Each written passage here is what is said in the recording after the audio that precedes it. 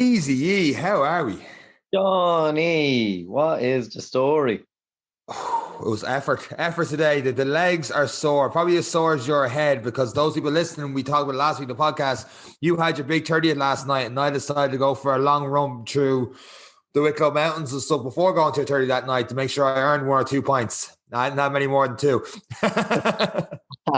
I tell you what, you were the shookest man in country coming in that place last night. I was actually never so happy to see a man leave a bar in all my life. It was when you said you were going home. I was like, that is a very, very wise choice. Yeah, the last thing was, it's like, right, I got to go. And you're like, I'm delighted you're going. I was like, did that hurt? But I'm still going. But before all that, just like when you did your 5 days of cycling from Mizzen to Maidenhead, and let's call it maybe not the smartest thing in the world doing a half marathon before that. I hadn't got the brightest idea before to do the 80k EcoTrail, and that was on the Friday, the day before, to get up at 4 o'clock in the morning, so myself and yourself could head over to Birmingham, England, to see a certain Mr. David Goggins do a talk. Which, in my mind, if you're going to do your first ever ultra marathon, who better to listen to than David Goggins? It was brilliant. Like, I've read / listened to his book and follow him online, well used to the story of David Goggins, but even the interview in person, you just see a different side, and it was brilliant. It was so good. The only problem was getting up so early to get on that flight. So, and then when our flight was delayed by 2.5 hours and I didn't drop you home till 9:30, I was like, oh boy, best luck tomorrow. I have never been so delayed for a flight in my life. Like, we're literally, the Goggins talk was phenomenal. It starts typical Goggins fashion. Everyone has to do 25 push-ups, and then just hearing him talking about his experience stuff. I'd heard some of the stories before, but hearing him doing that in person was absolutely class. And then just his reasoning. There was one stage where he was talking about, people setting goals, not setting high goals for themselves, and just like, and he says, if you want to do a half marathon, he's like, oh, cool, fair play, that's class, and it's a class thing. But maybe in the back of your mind, it's like, I may want to do a full marathon. Is what the real goal is. We're going to play it safe and doing a half. And it's like, just go for the goal. In my mind, I was like, that's why I'm doing 80K, because I think I can do 46. But I had no idea if I could do 80K. And of course, sitting around the airport for an extra couple of hours and trying to get as much pasta and food as I can, and getting home at 9:30 at night, knowing I have to be up 7 hours later after the early week I've had so far, I was like, this is going to be a fun Saturday.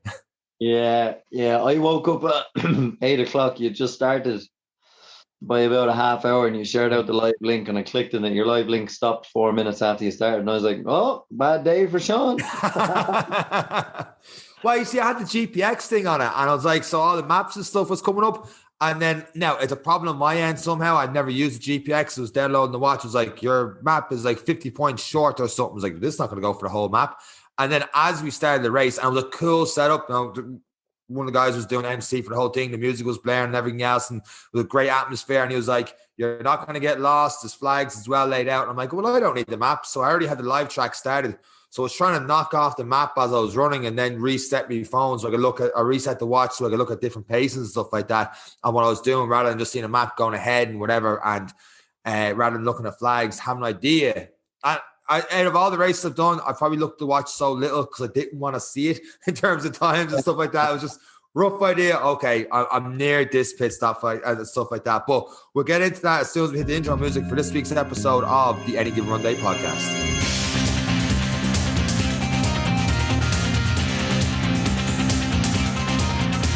My legs don't work. I felt for you now when I seen you standing there. You looked miserable. It was, you just looked like, my God, all I want to do was crawl into bed right now and just not wake up for 2 days. Well, look, in my defense, I don't really feel like that when I haven't been in a nightclub since I don't know how long. So your 30 was pretty much in a nightclub. I came upstairs, I felt like an old man going up and going, music's very loud. It's very loud. I rarely hear people talk. It's very loud music. And I had a couple of people say to me as well, like, now everyone else is bopping or something, or dancing or something like that. Whereas we kind of had like a slightly older crew on one side. We're like, it's very loud. It's very loud to have a conversation. I did feel like going up to the DJ to ask him to turn it down a little bit at one point. I think that's a sure sign of hit 30. But yeah, my voice is gone today. Not from anything but actually just trying to talk to everyone who was there over the music. Like, so it's yeah, it was good. It was really good. Yeah, turning 30, and then you made it sound shit just having a birthday, because you were like, oh, I just ran 80k and now I'm here for a pint. I was like, oh well, I cleaned the house today and then came to my birthday. But yeah, no, it was pretty good. You did look like a shook man, though. I was glad to see you, but equally I was kind of like, this is stupid. Thanks for coming. Go on home there now. I tell you what, it was a great excuse. Like, just because you obviously, when you're 30 and stuff like that, you have to go around, talk to everyone and stuff like that. And there was a lot of people there I hadn't seen in ages. But I could just sit myself. I literally had a stool in the middle of the room and people came to me. And like halfway through, I'm like, this is great. I don't have to move. And if people want to catch up with me, I've got the great excuse of my legs being absolutely shook. Going back to the actual race itself, the worst part of doing the race was more so, not the worst part, the hardest part of doing the race was more so the downhill and the uphill, which I did not expect. Like, my plan was, steady walking up the hill, because I genuinely didn't know if I was going to be able to complete it. So that was the challenge, just to finish 80k. So I was trying to be as conservative as I can to get the legs through the whole thing. So it was marching up the hills. I wanted to run all the flats, even if it was a 7-minute pace or whatever it was, just trying to run the flats and just be conservative going downhill. And going downhill, especially in the latter half of the race, every step I took, my quads were just absolutely burning. I wasn't used to it. And I was passing people on the uphill and the flats. But when I got to the downhill, everyone was catching up and passing me again. And I was like, Jesus, this is horrific. And you had a lot of people, the poles and stuff, and some of them, especially in the first half of the race, I'd pass them on the flat, I'd pass them the uphill, and they were bombing it in downhill. I'm like, my God, like I was like taking baby steps and stuff like that going down, especially in the second half. The legs were shook. But being from Wicklow, I thought I would have known the place a lot better. I hadn't a clue of half the stuff I was seeing. Like, obviously, Power Score waterfalls, but we went through there, up Little Sugarloaf, and whoever named it Little Sugarloaf, oh my God, I was going to kill him, because Little Sugarloaf did not feel so little going up it. And then Big Sugarloaf after, I'm like, my God, my head's wrecked with this. But the support on the route, what they did with the EcoTrail was phenomenal. Because a lot of the run, unlike most runs, like even when you're doing a marathon, the Dublin Marathon, for example, you've got 20,000 people, but a lot of people are going for similar times or different waves. You're very rarely by yourself. There's always people around you. But a lot of this run, I was literally by myself, and I might be able to see someone in the distance in front of me, someone in the distance behind me, but for a lot of like cutting as well. So whenever I got to like a big turn or stuff where I was like, you needed someone there to tell you where to go, they were very supportive. There was times like 4 or 5 people there, and literally they see it, especially the second half of the race, you'd walk around the corner, they see you there, and they'd be cheering you on, like, right, that's the extra little boost to go a little bit further, and you somehow find the legs keep going. But when you got to the roads was the worst part. You know the way sometimes you're walking toward the door and someone holds the door open for you, and you do that awkward little shuffle towards the door. Yeah. That was the guards. So like when I got to near the end, I was like, don't stop the traffic just late. It's going to be a while before I get there. But they stopped the traffic. They'd be like, right, I've stopped it. Come up. And you're like, fuck. So that little awkward shuffle where you're like, I need a rest. But I say that with love, because it was so good the way they organized that, the whole thing, the whole event all the way through. Even the aid stations, and it was very helpful, because you knew, okay, I've got the Little Sugarloaf, Big Sugarloaf. That's my 16k mark. Okay, the next water station is now at 29k mark. I've never studied the race so much in my life in terms of how far I was to each station, all the rest. I was like, okay, I've got 14, 15k. I know I've got a couple of steep inclines. Now it's a flat 15k to get to here, because I knew I was going to be out there for anywhere between 10 and 12 hours. So I was like, right, if I don't break this down, if I'm like 1 hour down, 11 to go, I'm not going to make it. Whereas I'm like, okay, 10K. You could do 10K. Let's get 10K this part, get your water in. Cool. Okay, next one's like 36. And after that, it's a long flat around Roundwood, the lakes and stuff. It's like, right, get there, get the flapjacks and the load of food and jellies and all the rats and the crackers and all there. I'm like thinking of Goggins doing his run. I'm like, I'll have a cracker and stuff into me, and off I go again. But it was literally just breaking it down, because I couldn't think, Jesus, it was like 10 hours in a row. I'd be like, I don't know how I'd do it, but the second half, I was like, right, I've got another 4 hours left, and just getting that out of that mindset. No, I've got 10K to here. Just build it. Just build it. You still have to make Eric's that night. Just build it. Just keep going. I suppose it didn't help that I just kept texting you random hours of abuse. Every now and again, so just put a quick story. I didn't want to see the messages because I didn't want to be like responding to some people, not others. And I am in the middle of an event, but I put it up. The lock screen, just scroll down, and I'd be like, best of luck, this. You'd be like, go on, you muppet. And I'm like, whatever you put in. Oh, God. Yeah, I did. I just said, hurry up and finish. We're starting to drink, you dickhead. I think was one of the things I said. Even when you showed me the pint at the end, I was like, I don't have like a stomach pint. yeah, I was very supportive, actually. Yeah. But no, it's good. But so tell me this. How did you find, well, obviously, once again, you didn't do 2 marathons back to back. But how did you find it? I suppose, how am I going to phrase this? You do a marathon, the aim really is don't stop running. A lot of people who do marathons, if they stop and walk, they're like, I have failed. I did not do the marathon. Myself included. How did you find it with that strategy of this is just, we have to get it do it? Did it hurt your soul a little bit to not be able to run it? Is it impossible to do it all? I wouldn't say it's impossible, because I remember I was 30k in and I was going on a downhill, like a somewhat of a downhill, and I was going at that stage, I was actually going around a 5:30 pace or something. Like, oh, I'm kind of half impressed here. And then I looked across and there was a guy coming up the hill. The guy ended up winning the race, and he was going uphill just as fast as I was going downhill. I was like, my God, this is a different beast altogether. And there was like 2 or 3. There was another guy, and then there was another girl shortly after that then. And a good distance away, the guy and the girl, where this lad was in front. And they were absolute phenomenal athletes. But to answer your question, near the start of it, you go straight up right ahead. So within a kilometer, I'm looking and everyone's walking. So the fact that I didn't run the line before, it helped me out in that mentality, because I would have assumed, like you said, I would be the type, if you do a marathon, try and run the whole thing. Nothing against not running the whole thing, but that would be a goal of mine, to try and run the whole thing. But when you see people very early marching up, you're like, okay, the strategy's here for a reason. Just got to keep marching this part. You're not going to run the whole thing. It's just not happening. And not at that distance for a lot of people. Now, I'm sure those guys in the top 10 probably ran the majority of it somehow. But even when they got to the real steep part, I reckon they still kind of marched up it as hard as they could, and then made up for a downhill, because a lot of them have always done a lot of the mountain races. Like we had Marky on the other week, who, congrats to Marky, he ended up doing the run the weekend as well. And done the IMRA races, the Irish Mountain Running Association, not too sure exactly what they're called. But I'd say a lot of people have done that, so they were used to flying the downhills and everything. So they made up for a lost time marching uphill by doing that. We are not running. It's literally, I have to try and finish. So like going back across the N11 to Kilmechanic and looking up towards Kilruddery and all the rest is like, right, one last hill. Either there was 60 or 68k in at this stage. So 12k, I knew most was uphill to Braehead. Got a bit of flattening back uphill again through Winegates Hill and through down around to Braehead.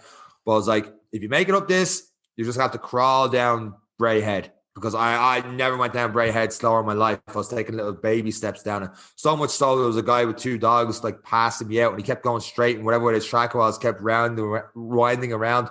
And he kept getting ahead of me like, heck this. Anyway, he shook me faster than me. I'm doing a race.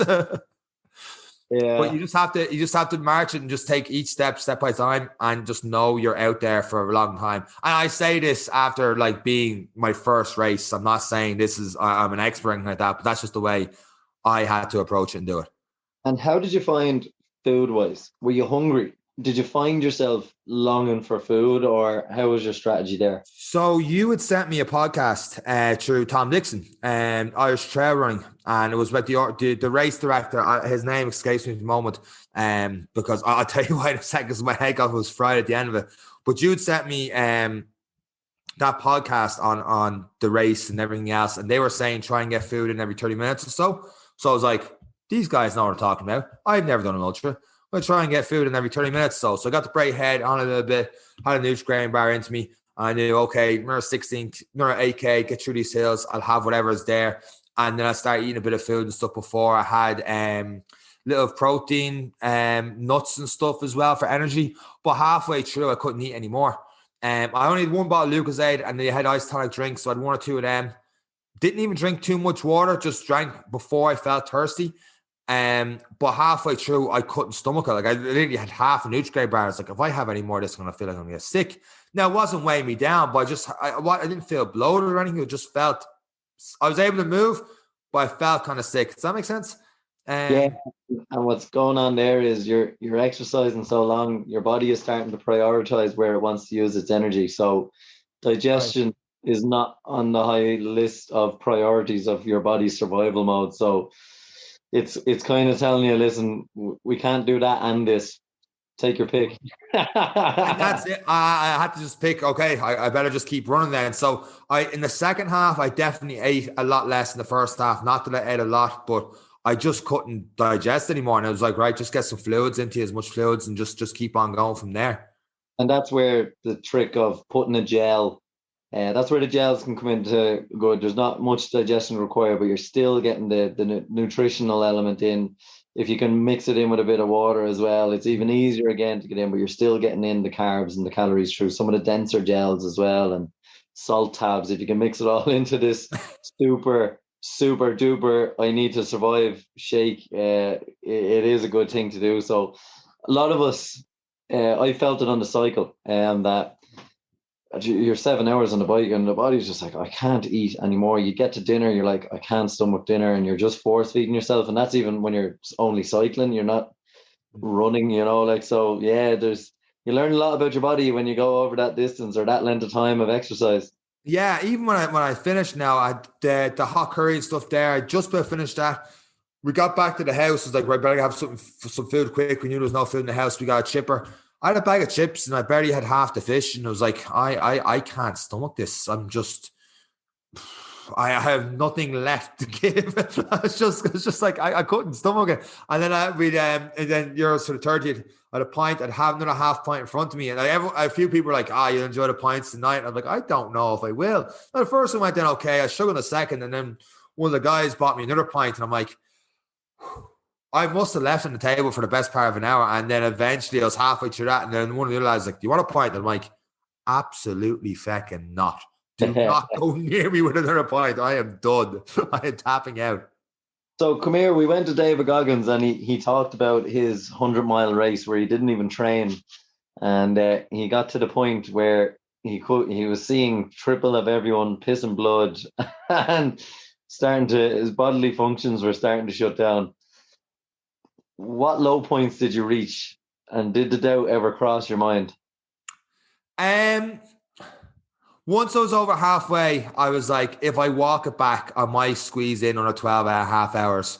So I was like, I got to keep just even walking and stuff. There was points around the 50K mark where it was just back uphill again.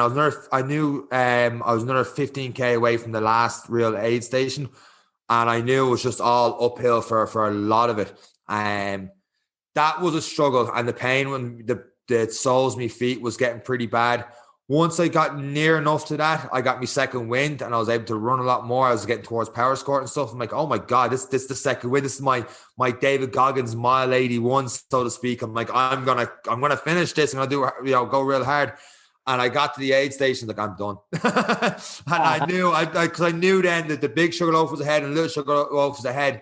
And one of the guys goes, okay, you've got a bit of a climb now, but you've got an even worse climb than the little sugar loaf. And I'm like, oh, I'm real happy you told me that. And he goes, well, there's no point in lying to you. This is what you have ahead of you. And when I thought of that, I thought back to when I did the Thoroughbred Marathon last year, where I was 30K in, I was starting to blow up. And a guy said to me, it's all downhill from here. And it was 2 mile uphill and a mile into it because I was thinking it was downhill and my mindset was different. It was going to be easy. I was like, it completely messed in my head and I had to stop. And that was a stop start. But now he said, look, you've got a bit of a climb here. You've got a worse one for the little sugar loaf. I'm not going to lie to you, but you just got to get through those two. And I knew when I got through those two, I'm heading towards Kilruddery House uphill that way. And I was able to break down a little bit more, but it was literally the legs wouldn't work. And then all of a sudden it was like, you have to start running at the flat. Otherwise you may not make it. So it was like slow little steps to build up the pace. And then I was getting into like a 7.5, 8 minute kilometer, just little runs. So it's taking 2-3 minutes off a kilometer compared to if I was walking, not by much, but those 2-3 minutes would add up over the next 30K. I mean, that's 90 minutes in itself. But yeah, that's just the way it was. It was just kind of just a little bit. There was never real, I'm definitely not going to do this, or I'm definitely going to fail. It's like, I'm going to find, I was very positive, especially from the time I was alone by myself doing that before you got to the things where you had people cheering you on. I was like, just got to keep the next bit, the next bit, the next bit. So it was, I don't know. There's no way I would go out today. Now, if I was fresh, there's no way I'd go out without an event like that and go anywhere near that. The mind, the body and all would just give up. But it was just one of those things where I was just thankfully in a right place mentally when the race started. And I was able to stay on track and keep the positive thoughts and to keep the positive, I am going to finish this. Just take your time. You're going to have to walk some of it. You have to run some of it, but you will get there. Yeah, and it's, to be fair, the weather seemed to hold for you. There was a good bit of cloud cover as well, which I assume helped.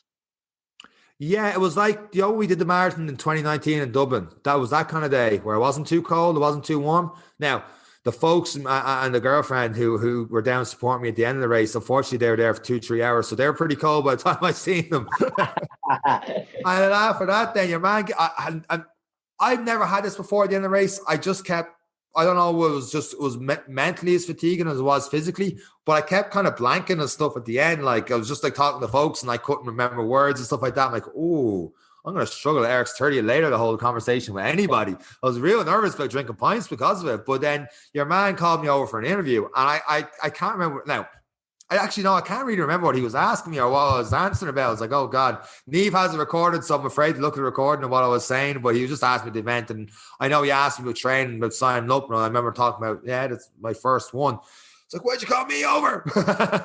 But it was a great event, especially at the end and stuff. The relief of, the feeling of finishing was definitely something strong and it kept me going. As cheesy as it sounds, seeing like, I put a post that morning, seeing the comments, hey, you're going to smash this and stuff like that. It's like, I guess I got to do it now. It's that extra accountability of telling people like, hey, you've signed up to do 80K. You told me you don't know how your body's going to hold up, which is true. You told me you're going to finish, but they're like, hey, you can finish. You're like, that will stop you from turning around to someone saying, hey, I need to get the bus on the way back.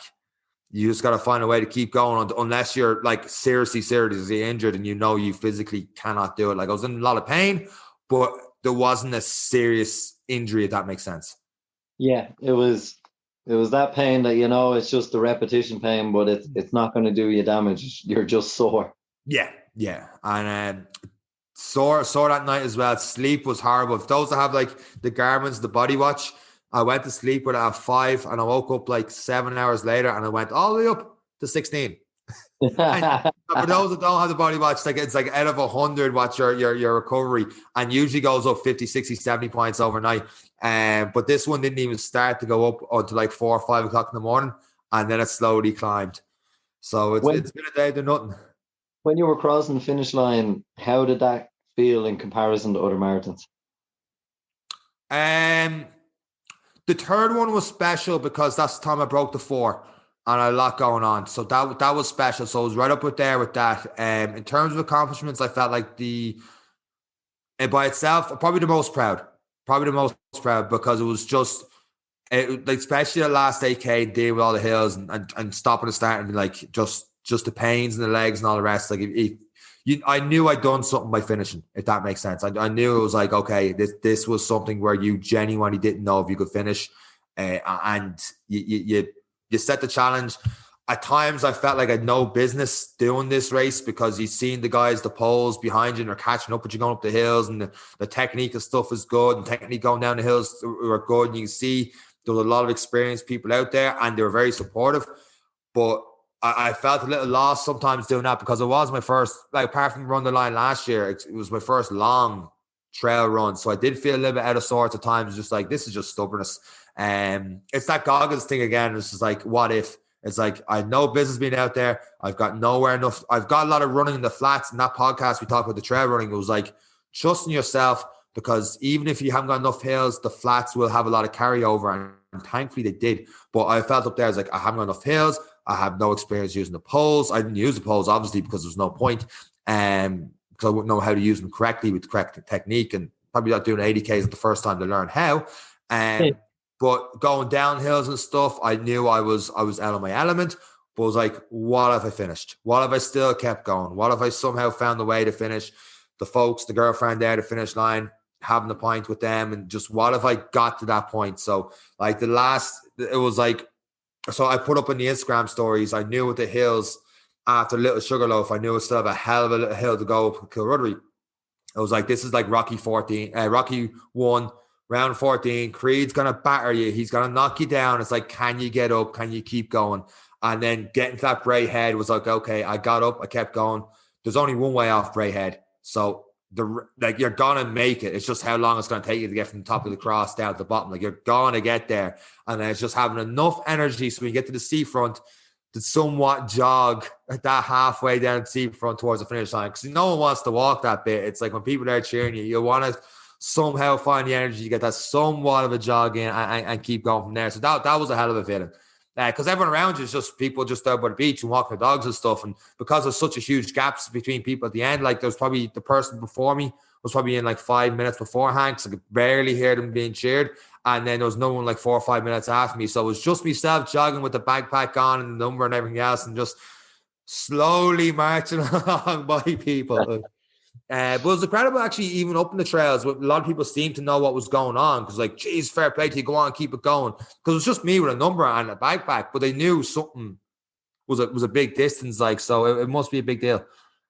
Oh, yeah. And well, I suppose people who are outdoorsy, if they were on a hike themselves, they've probably seen the first number, second number, probably asked a question of someone who was walking, and then were well clued in by the time you came along. Well clued.